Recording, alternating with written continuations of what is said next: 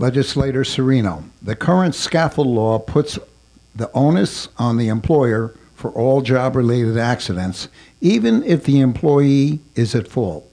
New York is the only state that has such a law. What is your position on reforming the scaffold law? And, you know, Charlie, going door to door, nobody's talking to me about the scaffold law. In fact, a lot of people probably aren't even familiar with it. And I know, you know, my husband and his partner, Rich here, they actually had that exact same thing happen to them. They had an employee, not an employee, they had a contractor, and the guy fell down and hurt himself and sued them. You know, that's just not fair. So I don't agree with that, but I have to tell you, nobody is talking to me about that. Everybody is suffering. Middle-class America is suffocated. The well is dry. We need to concern ourselves with jobs and taxes and keeping our seniors and veterans, doing things for them to keep them here. And yes, the scaffold law has to be addressed, but that's not what people are talking to me about. They're just trying to survive.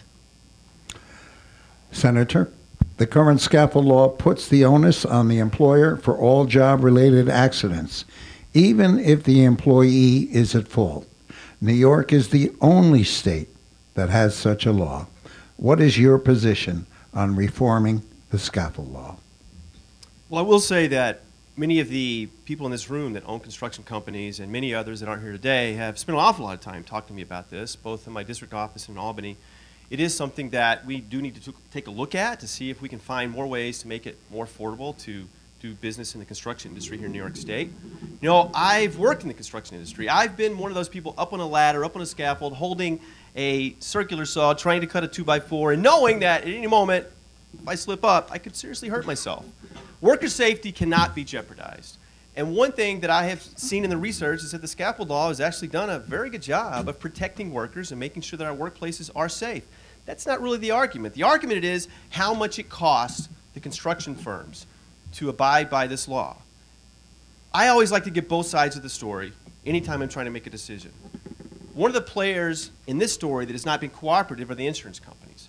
They continue to refuse to open up their books and show us why it is necessary for them to charge such high premiums. This is critical. We have to know this before we can really make real reform in this law. So today I once again call on the insurance companies to open up their books, show us why it is necessary to charge our construction companies such high premium cost. Once we have the answer to that question, then we can move towards real reform.